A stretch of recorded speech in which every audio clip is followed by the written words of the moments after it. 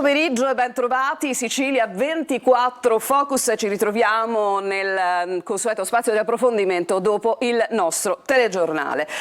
Ieri una notizia, anche dalla Sicilia si avanzano proposte per tentare di portare in Parlamento le richieste di abolizione del numero chiuso, diciamo così, in medicina. Ieri il voto in commissione, oggi l'esame in aula. Questa è un'iniziativa non solo che arriva dalla Regione Sicilia, anche la Regione Campania ed altre si sono mosse in questo senso. Ma quale legittimità hanno queste proposte? Il tutto mentre tra l'altro sono acque agitate per le modalità di accesso, i cosiddetti talk di medicina, per i quali, insomma, come accade ormai da anni, si sono mobilitati gli studi legali per ovviamente i ricorsi. Parleremo di questo, lo faremo con i miei ospiti di oggi. Saluto intanto vicepresidente, in qualità di vicepresidente dell'Ordine dei Medici di Catania, il dottore Pino Liberti. Buon pomeriggio. Buon pomeriggio.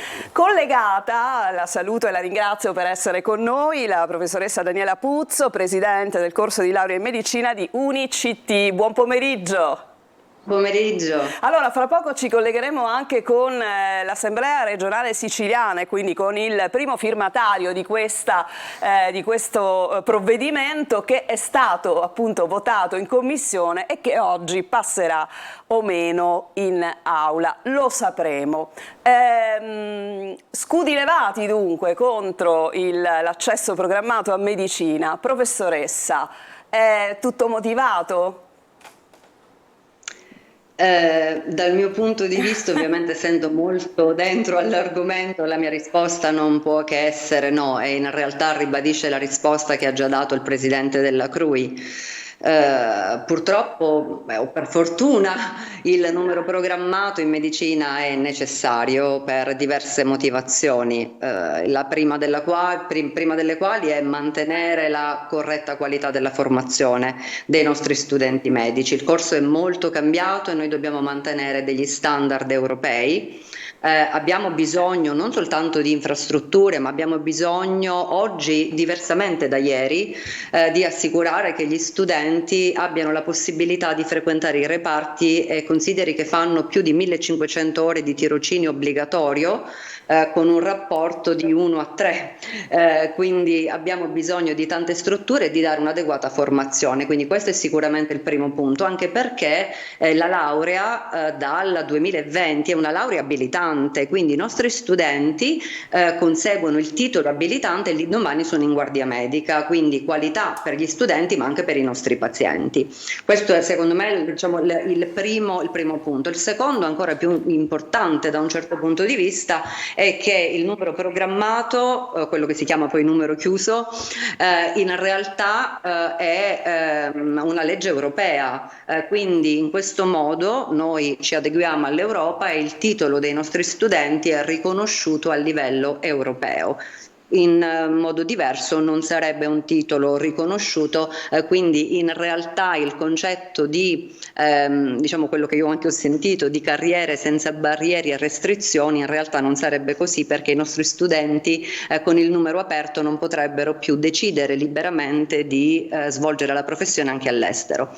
Ultima cosa di 5 secondi, in questo momento l'ANVUR, che è l'agenzia che valuta l'università e la ricerca, è sotto accreditamento, ha iniziato le fasi di accreditamento con la World Federation of Medical Education, affinché il nostro titolo sia valido anche negli stati extra UE, soprattutto negli Stati Uniti. Quindi siamo in un momento molto particolare dove il nostro obiettivo è l'alta qualità della formazione.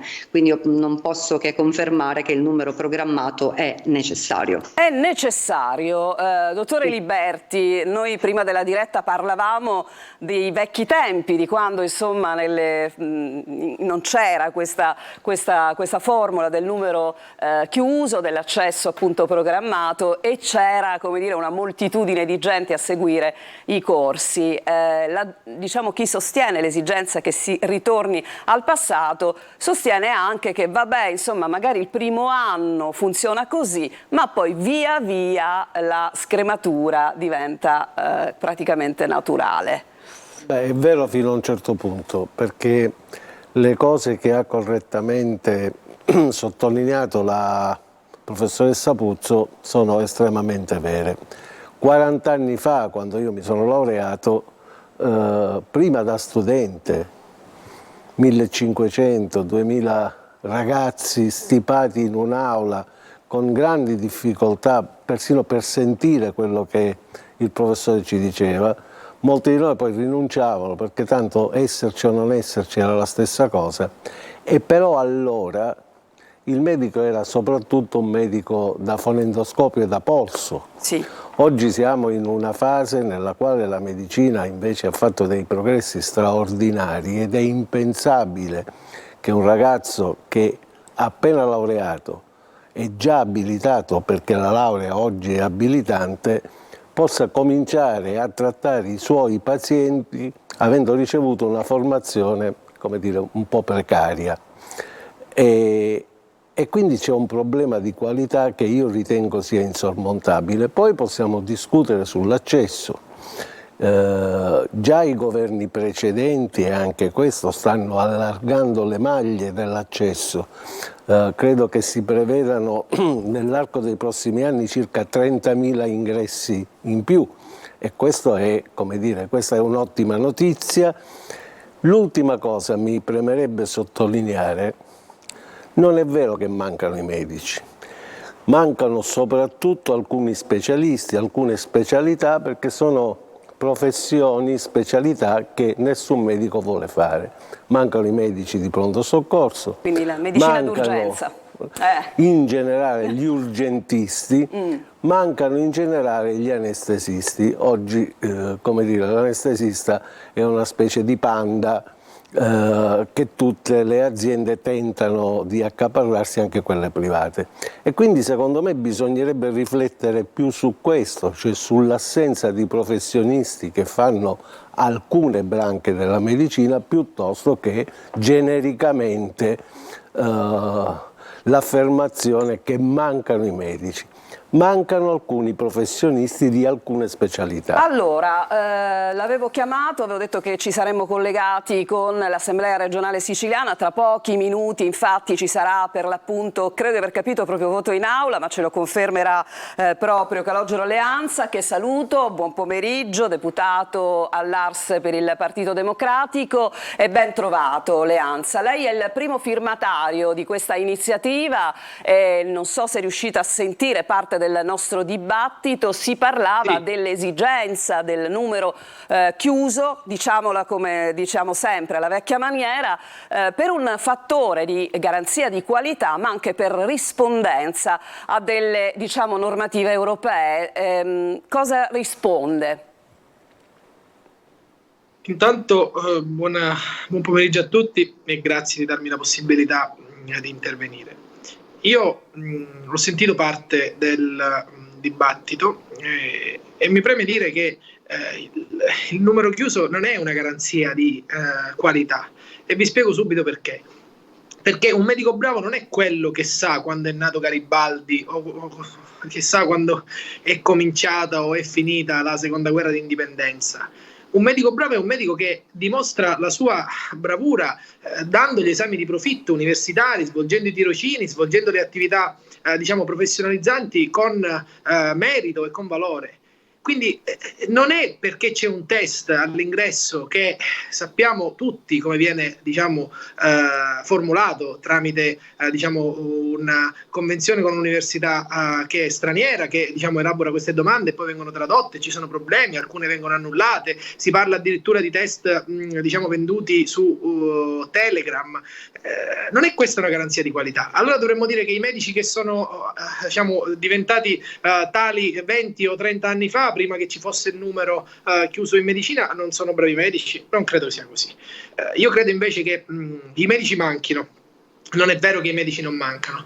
Vi posso assicurare che se venite in Commissione Salute all'Assemblea regionale siciliana, la commissione di cui io mi onoro di essere vicepresidente, tutti i giorni, ogni punto all'ordine del giorno comincia dicendo sì ma mancano i medici, sì ma mancano i medici, sì ma mancano i medici, e questo non lo diciamo solo noi componenti della commissione, lo dicono gli esponenti del governo, i direttori generali, i rappresentanti di categoria, i sindacalisti, chiunque fa parte e interviene in commissione. E i medici mancano in senso generale e assoluto, perché dobbiamo dire la verità, quando è vero che mancano ancora di più alcune specializzazioni, assolutamente, ma è chiaro che se ci sono il servizio medico, come tutti i servizi, è sottoposto all'incrocio tra domanda e offerta. Se la domanda supera in modo esponenziale l'offerta, io vado a scegliere dove, come e quando lavorare, e non posso obbligare nessuno ovviamente a diciamo, fare una determinata specializzazione o a lavorare in un determinato luogo.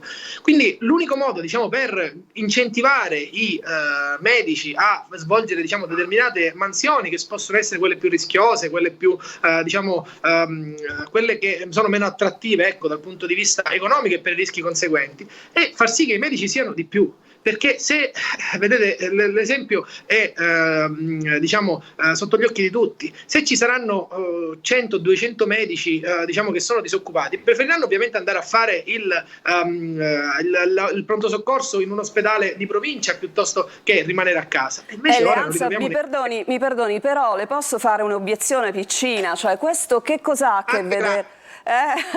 Però le chiedo, questo che cosa ha a che vedere con l'occupare quel posto per passione, competenza, per amore per quella professione? Nel senso, se io poi sono costretto, perché alla fine no, c'è sempre molto... Ma io sono stato molto pratico e molto sincero. È chiaro che la medicina non deve essere svilita, questo mi sembra chiaro e mi sembra certo, assolutamente. Però se così fosse non ci sarebbero i medici che si prendono 140 euro l'ora in convenzione per andare all'Ipari, per esempio, oppure i medici a 100 euro l'ora al pronto soccorso di Catania. Allora aspetti, io però vorrei adesso che lei ha fatto un discorso, io vorrei anche che i miei ospiti potessero in qualche modo interloquire. Volevo solo completare il discorso e dire che prima che ovviamente diciamo si ribadisca questo aspetto, che a mio avviso e avviso di tutto il gruppo parlamentare all'Assemblea regionale siciliana, che ha condiviso il disegno di legge, ma non solo, è stato condiviso e anche addirittura, oltre che votato, sottoscritto da numerose altre forze politiche,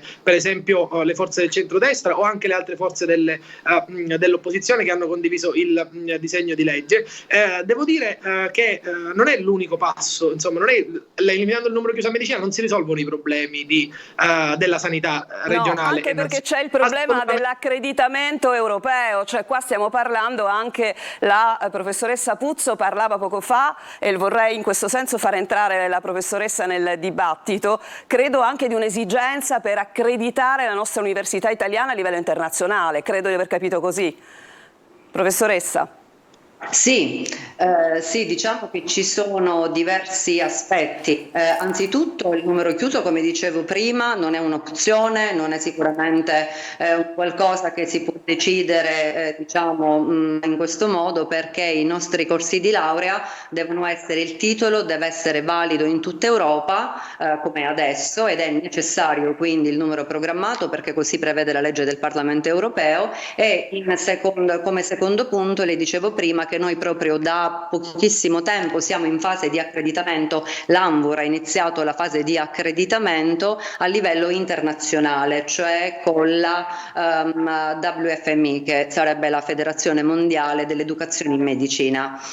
Quindi questo è un primo punto. Purtroppo io non posso essere d'accordo con quanto è stato detto, cioè a me sembra che parlare di, io sono dentro il sistema perché coordino il corso di medicina, quindi parlare di qualità, quindi del medico che deve essere un medico che fa i tirocini, un medico che ha un certo livello di competenze e conoscenze, e parlare di numero chiuso dal mio punto di vista è un ossimoro, cioè sono due cose che insieme non possono assolutamente andare.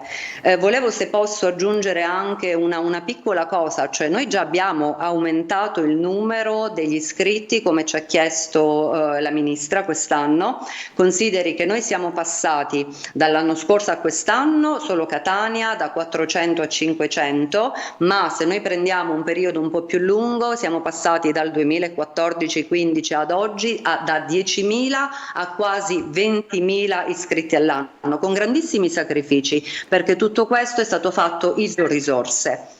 Il problema del medico, io vorrei soltanto aggiungere questo piccolissimo pensiero, il problema del medico, il medico non bisogna confondersi tra il medico e il laureato, adesso anche abilitato, perché stiamo in questo modo ricreando l'imbuto formativo, cioè dopo la laurea è necessaria una specializzazione. Se noi abbiamo al momento 19.000 nuovi posti in Italia in medicina e le specializzazioni rimangono a 14.000, 13.000, creeremo non nuovi medici, nuovi disoccupati. Allora, professoressa, sì, ok, allora io ho promesso di tenere Leanza poco perché deve correre in aula, quindi Leanza mi dica lei quando possiamo, finché possiamo stare, così mi regolo anch'io, qualche altro minuto può rimanere? Al Parlamento siciliano suona la campanella quando inizia suona l'aula. La campanella, va bene, allora visto che suona la campanella facciamo così, io proporrò la clip che avevo preparato per dopo lo spot, però le dico anche che chiaramente questo, insomma si sa, non è un'iniziativa proposta, portata avanti solo dalla regione siciliana, ma è una... Grazie a Dio, grazie a Dio. Grazie a Dio. Quindi diciamo, io credo che alla fine insomma c'è De Luca che ne ha fatto una battaglia personale e immagino non ci riferiamo solo alla regione Campania, giusto? Allora, devo dire che ci sono stati addirittura anche dei consigli comunali che pur ovviamente avendo alcuna competenza in materia, hanno cercato di intervenire politicamente, perché è un segnale politico, non c'è alcuna competenza del Consiglio Comunale in materia, con degli atti di indirizzo volti all'abolizione del numero chiuso in medicina. Per esempio, ricordo il Comune di Tortorici, il cui sindaco mi ha trasmesso proprio questo atto di indirizzo. Vedete, io voglio precisare... Vado a chiudere, Leanza, la prego. Assolutamente, stavo solo dicendo che io non sono uno che fa demagogia, non credo che la politica sia fatta per slogan o per leggi, slogan, effetto, eccetera. Quindi sono d'accordo che intanto noi stiamo lanciando un messaggio al Parlamento nazionale, sarà il Parlamento nazionale a decidere, che il governo di centrodestra e la maggioranza di centrodestra ci dica chiaramente qual è la sua idea, perché alcuni dicono che sono d'accordo ad abolire il numero chiuso, altri non sono d'accordo, altri ripensano, ci dica chiaramente qual è l'idea della Benissimo, maggioranza. allora potrebbe essere... una spallata questa, mettiamola così. Assolutamente sì. Oltre ciò, bisogna poi intervenire sull'obbligo di specializzazione. L'Italia è l'unico paese in Europa che prevede l'obbligo di specializzazione per accedere alle strutture ospedaliere. Bisogna intervenire sul numero di borse di specializzazione. E ricordo ancora quando quel giorno in Commissione Sanità abbiamo approvato, mi pare, un emendamento che prevedeva 40 milioni, non voglio andare errato sulla cifra, per prevedere delle borse di specializzazione nei settori dell'emergenza e urgenza. I rettori invece hanno detto no, 40 milioni sono troppi, datecene 20 perché sennò non sappiamo dove. No, ma non mi faccia tutta la cronistoria, restiamo un attimo ancorati al momento. Stavo dicendo che l'imbuto formativo delle borse di specializzazione, devo dire, la Commissione Sanità e l'Assemblea regionale siciliana prova tutti i giorni a intervenire sul tema, ha provato a intervenire sul tema, ma dobbiamo modificare il modo di intendere la formazione medica, altrimenti resteremo sempre a questo punto. Benissimo. E non chiuderanno i reparti. Leanza, allora a questo punto la mia campanella suona prima della sua perché io devo andare in pubblicità. La ringrazio moltissimo, consideriamola, dicevo, una piccola spallata, mettiamola così, forse la stessa che ha portato all'allargamento anche dei posti disponibili in tutta Italia, per cui comunque buon lavoro e ovviamente daremo notizia del proseguio eventuale di questa richiesta. Grazie. Oggi. Grazie, ci farete sapere. Allora, Liberti e professoressa, fra poco rientriamo, un minuto e continuiamo a parlare.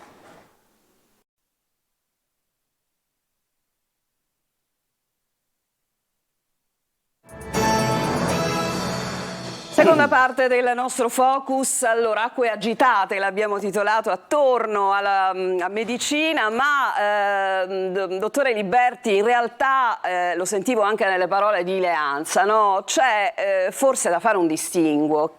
tra quella che poi è un'esigenza che abbiamo capito esserci del numero programmato in facoltà con quello che poi è la bufera che è scoppiata attorno alle modalità del talk. Sono due cose da distinguere. Intanto è importante che se ne parli, perché Certo. il problema esiste il problema degli quiz così come sono concepiti, probabilmente qualche modifica in senso migliorativo per fare una selezione più attenta rispetto a quella che è poi la professione che si andrà a intraprendere, forse va fatta.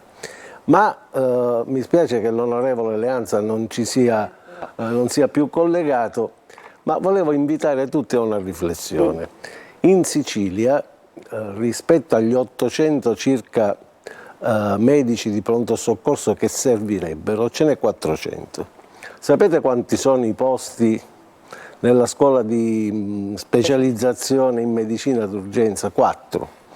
Ecco, quindi nell'ultimo anno se ne sono iscritti credo una quarantina, alcuni dei quali si perderanno per strada, nel senso che appena troveranno la specializzazione in chirurgia plastica piuttosto che in altre specializzazioni. Quindi noi, se tutto andasse benissimo, ci mancano 400 medici di pronto soccorso, se tutti si specializzassero fra 5 anni ne avremmo 40.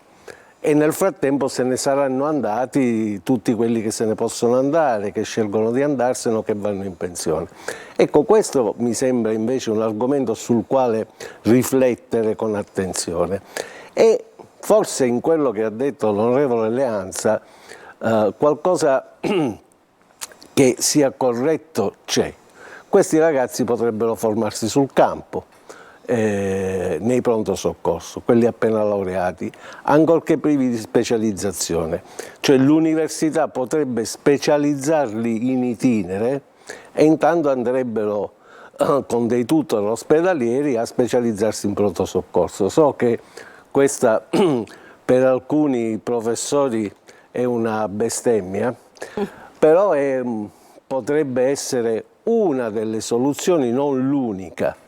Perché altrimenti ha ragione la professoressa Puzzo, se noi siamo obbligati alla specializzazione e sforniamo 50.000 medici e poi ne specializziamo 15.000, creiamo 35.000 disoccupati che non potrebbero né nell'immediato e probabilmente neanche nel futuro prossimo trovare una collocazione.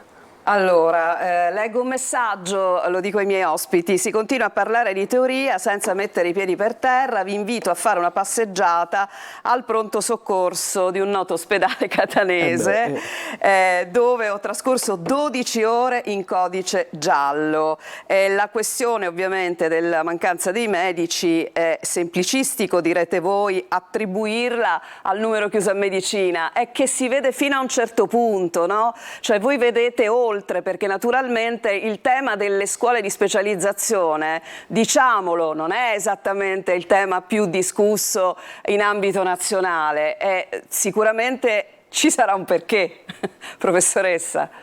Le scuole di specializzazione hanno dei costi. Hanno dei costi, no? Uno o due motivi, ovviamente il numero chiuso a medicina secondo me fa anche un po' più audience in generale. A parte questo, ovviamente per lo studente l'istruzione è gratuita, per lo specializzando bisogna pagare perché in realtà fa le funzioni di un medico e quindi è più facile, come abbiamo fatto adesso, ampliare, ripeto, risorse, questo è importante, cioè noi abbiamo ampliato di 100 posti con gli stessi docenti, le stesse strutture perché ancora attendiamo.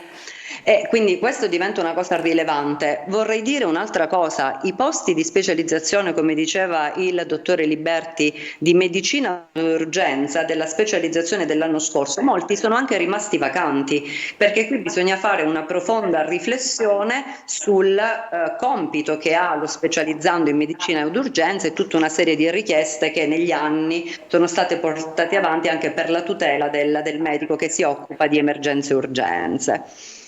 Non posso ovviamente essere d'accordo sulla non specializzazione in assoluto. Altre soluzioni probabilmente, però così, cioè sinceramente temo una formazione aperta, quindi senza tirocinio, senza formazione eccetera, una non specializzazione, io avrei paura ad andare in ospedale, devo dirle la verità. Allora, c'è un altro tema, purtroppo abbiamo veramente pochissimi minuti, che è stato lanciato dai social. Abbiamo visto tutti il governatore della Campania portare avanti le sue invettive, in particolare contro il test nelle modalità siffatte, che non sono soltanto modalità legate all'astrusità cosiddetta di alcune domande, soprattutto di cultura generale, ma che sono anche legate a un problema di pari opportunità. E questo credo che sia un tema corretto da trattare. Un minuto, lo vediamo. Allora proseguiremo in questa nostra battaglia di civiltà, che ha degli aspetti perfino anticostituzionali. L'ultima demenzialità, ancora oggi non si sa il risultato finale dei quiz. Un ragazzo che si deve iscrivere in una facoltà non sa se si può iscrivere a Siena, a Padova o a Catania o a Salerno. C'è uno che deve cominciare un percorso universitario, non sa dove prendere in fitto magari una stanza, dove collocarsi in uno studentato. Una vergogna, una vergogna. Stiamo pensando, se non ci saranno modifiche da parte del governo, sapete che abbiamo approvato un disegno di legge come Regione Campania che abbiamo mandato al Parlamento nazionale, al governo italiano. Se non avremo modifiche per il prossimo anno, la battaglia sarà lunga. Pensiamo di fare ricorso addirittura alla Corte Costituzionale, perché si stanno privando migliaia di ragazzi del diritto allo studio. Questa è la valutazione che facciamo noi. Comunque, la nostra battaglia prosegue e sinceramente è una battaglia contro il burocratismo, contro la palude burocratica e contro l'affarismo. Intorno a queste vicende girano affari per centinaia di milioni. Per centinaia di milioni. Professoressa, una battuta e poi il dottore Liberti, andiamo a chiudere. Rapidamente, non credo che i due argomenti vadano affrontati in modo separato, seppur parallelo. Il fatto che il test d'ingresso possa essere perfettibile è già stato variamente modificato e ci sono delle commissioni che lavorano su questo. Su questo posso anche essere d'accordo. Sull'argomento vado velocemente. Grazie, ha capito benissimo che siamo alla fine. Per me questa è una battaglia, nel senso assolutamente pari opportunità, e questo è un problema che la conferenza dei presidenti dei corsi di laurea in medicina ha già preso in carico e siamo infatti in fase di progettazione per un progetto di orientamento e tutorato che possa consentire a tutti assolutamente la stessa preparazione. Quindi numero chiuso è un argomento, preparazione, qualità, riconoscimento europeo, modifiche eventuali del test di accesso affinché sia assolutamente con pari opportunità, mi trova perfettamente d'accordo, però ecco, sono due argomenti diversi. Quindi significa che in soldoni, professoressa, in soldoni che siano le università in qualche modo ad occuparsi della preparazione, perché adesso dobbiamo sempre ricordarci che non è che dalle scuole superiori si arriva e si affrontano questi test con leggerezza. Quindi noi già lo facciamo. E tra l'altro